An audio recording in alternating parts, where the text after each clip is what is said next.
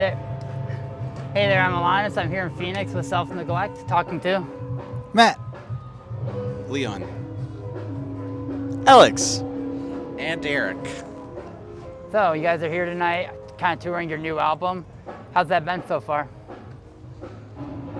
We're old and we've got careers and sore bodies. So we're cutting weekends where we can out to nearby cities with people that don't know us. It's going good today. The drive was all right, and people really seem happy at the show. We're excited. Yeah, trekking all the way across the Southwest from Albuquerque to Phoenix. I interviewed another screamo band from Albuquerque, Stars Don't Mean Anything. What's the screamo scene like in Albuquerque? Well, it didn't exist really until like 2.5 years ago. We've been a band for almost 10, but we kind of didn't have a home for a long time. We would play shows with like beatdown bands and metal bands and just whoever, touring bands, pop punk bands. And then we just kept doing what we were doing, and eventually people were like, "Oh, you guys are emotional hardcore. You guys are screamo." And we're like, "Okay."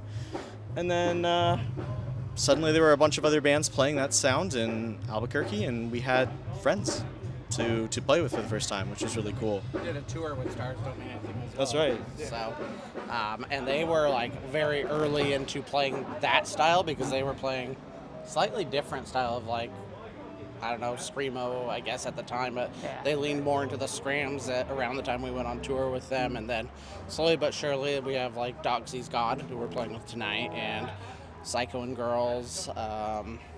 Who else do we have? There's a bunch that like exploded. Kneecaps, I think they're brand new. Cherry Blossoms at Night. There's like a bunch of bands all of a sudden, and it's really fun. It's nice to have people to play with. Yeah, but listening to this album, I noticed there's a lot of like metalcore influences on it, and a lot of influences that aren't just like purely screamo. What were some of those influences in kind of developing this album? You want to take it? No, I don't know. No, list some things you were bringing or things you like.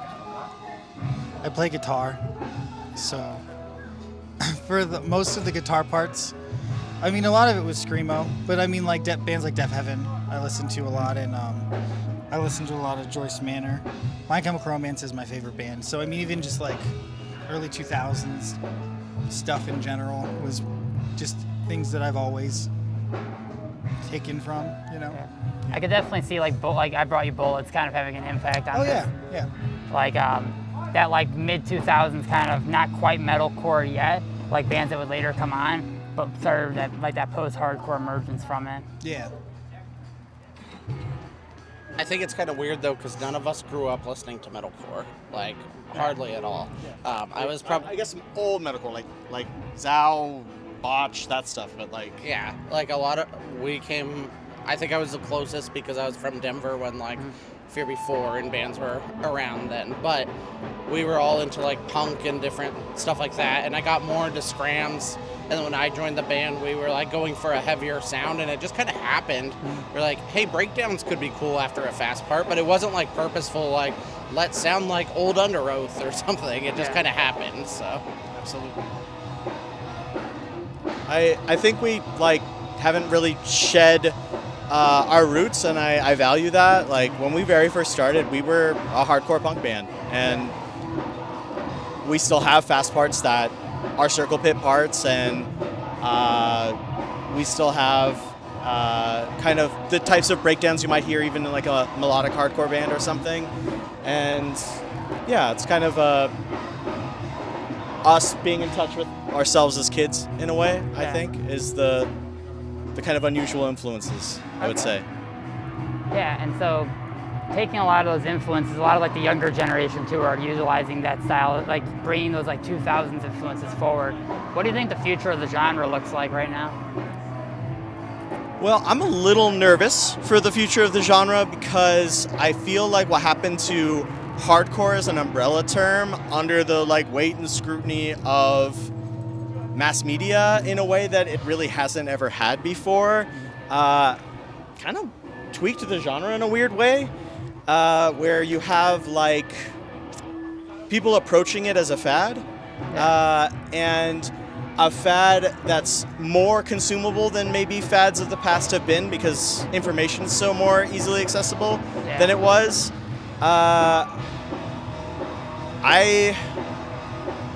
What I want to see, what I hope to see, is bands starting to carve out their own niches and say, hey, we're part of this movement, but we don't all have to sound like any specific or particular band that already exists. And that people, band members, musicians, allow themselves to be comfortable with defying their own genre while still being a part of it. Okay.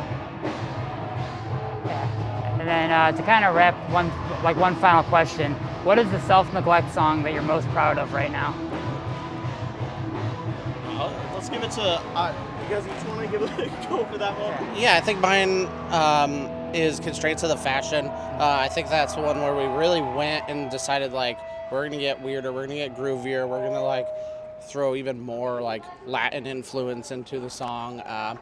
The bass line that I wrote, and that was, like, super, like, dancey and groovy, and then, like, there's a lot of stops and starts, so it's really fun, and then, like, the lyrics kind of bounce off of the music in a really fun way. So I think to me, like, that was the most proud I've been of writing a song. Although I think, like, we probably have better songs that we wrote after that. That was the one that was like, damn, we're doing this thing. Yeah. It might have been a different song even a couple of days ago, but I think right now my favorite is Mania from the album. It combines a lot of the things that we do that I like the most, and it also is about something that's been on my mind a lot lately, kind of thinking about how my relationship to my own mental health has changed over time, and that song kind of serving as like a landmark of change is cool. I like Eyesore. It's a lot of fun to play. That's about it. Oh man, this isn't. I was trying to pick one this whole time while they were going, and I don't know. I mean, Power Returns is a great song because it changes genre so often in a way that works really well. I really like playing that song, even though I fuck it up like every time we play it.